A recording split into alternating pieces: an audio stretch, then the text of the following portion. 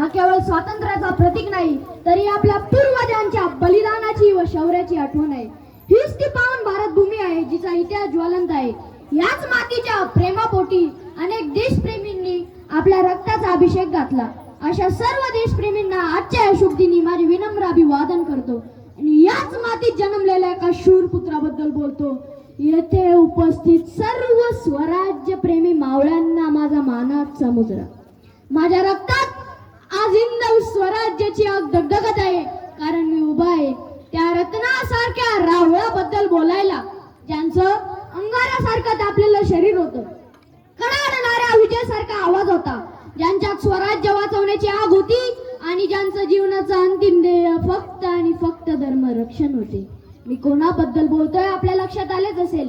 मी तीर्थराज काळे या श्रीराम अकॅडमी विद्यालयाच्या प्रांगणात विषय सादर करत आहे. स्वराज्याचे धगधगते यज्ञकुंड छत्रपती संभाजी महाराज.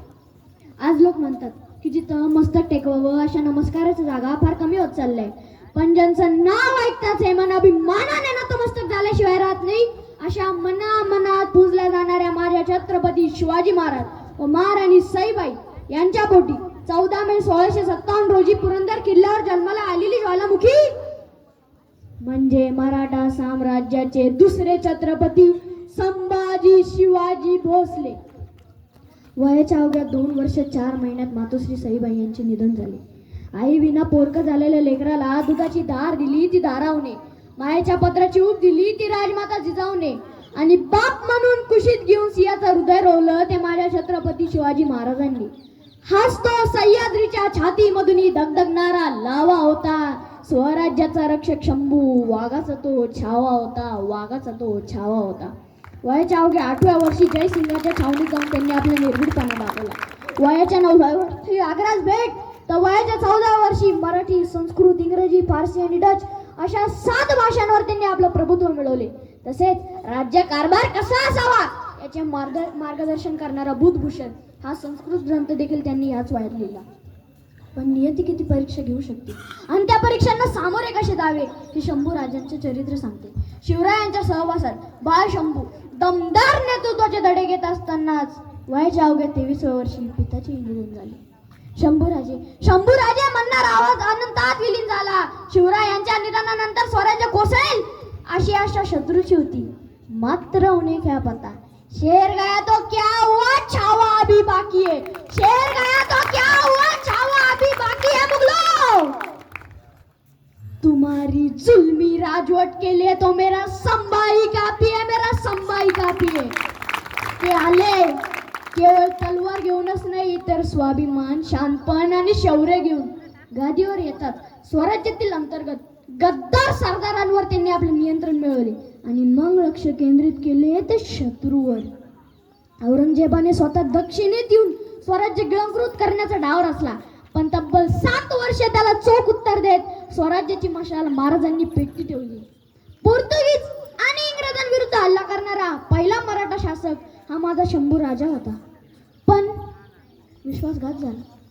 सावलीसारखी वाटणारी नाती अंधारातच फसवतात. स्वकीयांनी केलेला घात काळजाला भिडला ही वेदनाही महाराजांनी socially.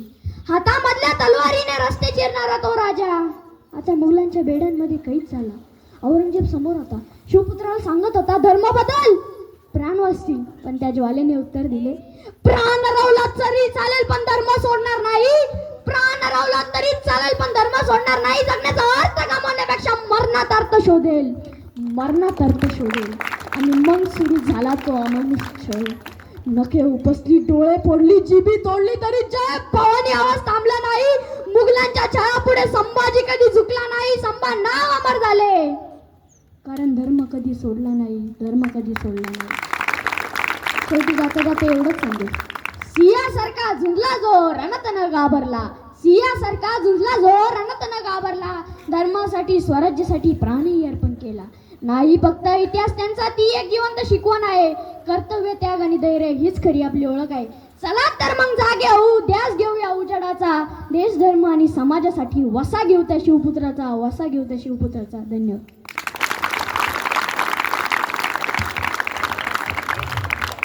Oh, what a fantastic speech by Master Tirtharaj Kale.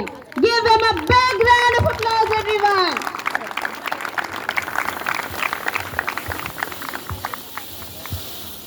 Ask not what a country can do for you.